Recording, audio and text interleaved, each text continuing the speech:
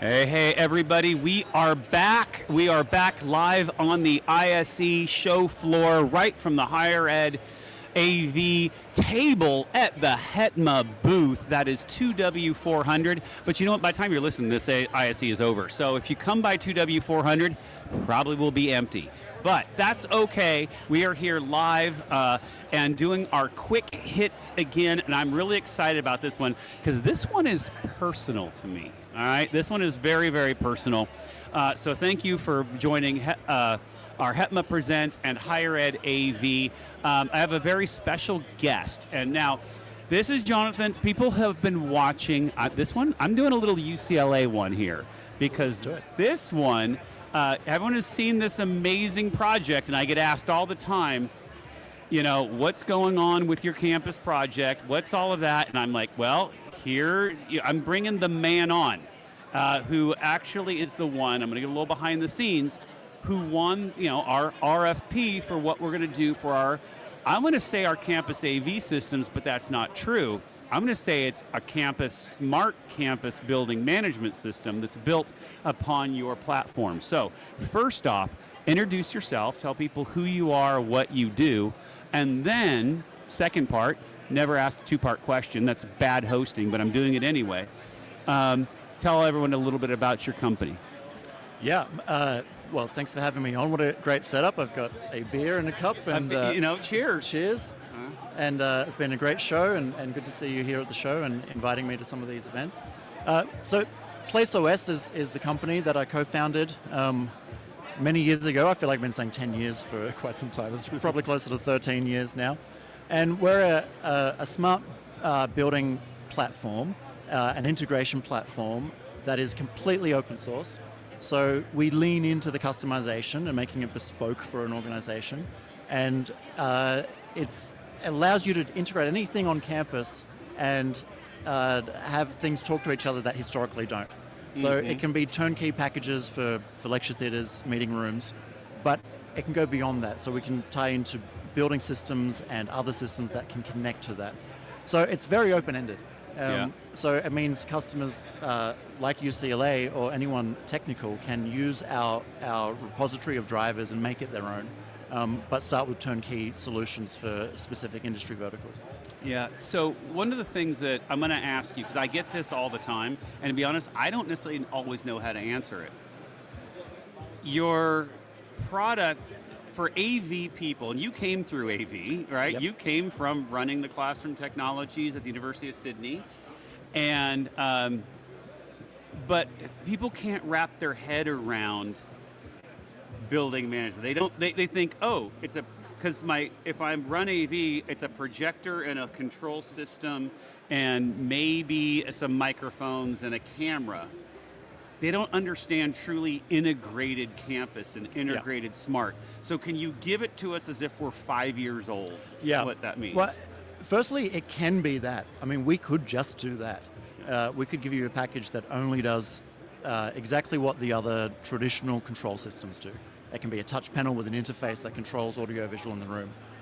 But we're all about expanding into the other areas to get more return on investment, essentially. Yeah. So if we can not only turn on the audio-visual, but we can control the HVAC and then start sharing data across systems, so we can have things like, is anyone meant to be here right now? Well, let's look at the timetabling. Is anyone here right now? Let's look at the Wi-Fi to see if there's a number of devices in the space.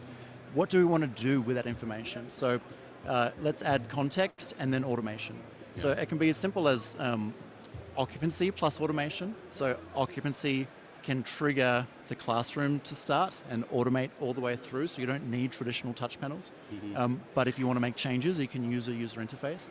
So it's all about getting that context from records of truth, from integrations that you have. And universities are uniquely positioned for this because they're owner-occupiers. Yeah. So it's not, there's no gatekeepers to these base building systems, these facility systems. So we can bring those into the same solution.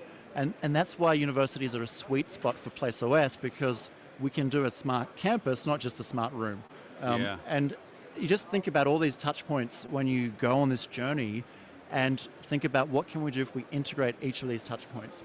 So it can be everything from the car space management and the boom gate opening to like automating your final destination, and for a student that might be a lecture theatre or a collaboration pod, and for professional staff it might be a meeting room or a desk. So everything that is in that journey can be part of the automation experience. Correct. Yeah, so I want to go to something that you did a LinkedIn post that goes right along this, and it was a little behind the scenes for people. We had just kind of done the RFP, but it hadn't been announced yet. I think we'd told you that you had, been awarded it. And you did a LinkedIn post that said, I finally kind of met a customer who wanted to really think of things differently from this whole campus, smart campus, and not just, we're doing it smart, but this full, I'm going to go back to integrated. Why is that important in the new world we live in? Yeah, well, everything I just mentioned about that journey from the car space to your final destination, there's silos in business process in that. It's not a technology challenge, it's a process challenge with breaking down all of your the walls between your stakeholders. Yeah. And when you put out your tender to market, it was refreshing to see that you solved the stakeholder problem. So we could bid on something that takes advantage of PlaceOS and gets true value out of it. So it wasn't like, we need an AV system that does X, Y, Z. We need a facility management system that does X, Y, Z, and they weren't separate. They were considered in one package, and that's where we can be most successful, and our customers can get better return on investment when the stakeholder problem is solved before you go to market. Exactly. I didn't even realize it from that point of view, but you're right, because we did bring so many people in, and we're able to get that alignment. Again, that was also a little bit special, the situation we're in at the school, because of course, not every school can go, we need to think of things top down, up down, go through a reorg and have all new peers who are, all on the same page, right? Like that's also rare too. And I am seeing a bit of a trend though, that universities, I'd say UCLA is leading the way. I've worked with universities my whole career, and it's the first time I've seen it so documented in a stakeholder management process. But there's many universities I'm seeing now that have steering committees that break down these different disciplines. Yeah. And at the very least, there's a steering committee that can represent each of the stakeholder groups, and it gives platforms like us an opportunity to prove our value and not just be pigeonholed into any of these one categories. And we could be in any of these one categories. We could just bid on like a facility project where we're controlling HVAC and saving energy on that, and you don't use anything else from PlaceOS. Or we could just be a turnkey meeting room solution. But if we can do all of the above, it improves the user experience, number one, and improves operational efficiencies. Yeah. And that's like the holy grail, and we don't always get to do that unless you've sort of got a plan and an openness and a sort of readiness to do things a little bit differently. Yeah, no, I like that. And I think we have to. I think our world has just changed in the way we have to think about things, California, sustainability, right? And we can do that in so many ways. And we can actually use our AV systems to help my facilities team be smarter with their sustainability actions, right? Yes. And I think that and the ability to be able to pull everything together, which is why I absolutely love the platform and excited about what we're going to be doing with it. That, really quick, I do want to switch though. We're talking about the platform, but we're at ISE. We have to talk about the show. I'm at 9 minutes. So I've got our producer over here telling me that, how about that? All right, so I got two quick questions. One, so fun fact, we met for the very first time here at ISE. Who would have known, just randomly? It's when you were, I want to say, first putting out the product. I don't know.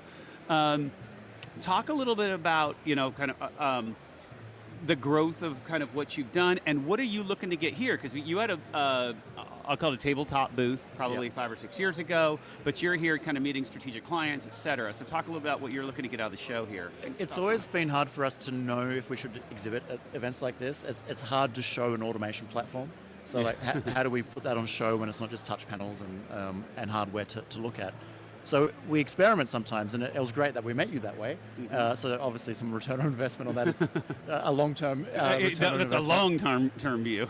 Yeah, but I just get value meeting other vendors and talking to them about their products, what they're releasing, making sure PlaceOS has drivers for them, and being part of this community of trying to make things open. And it's great to see vendors. I had a meeting with Sony today.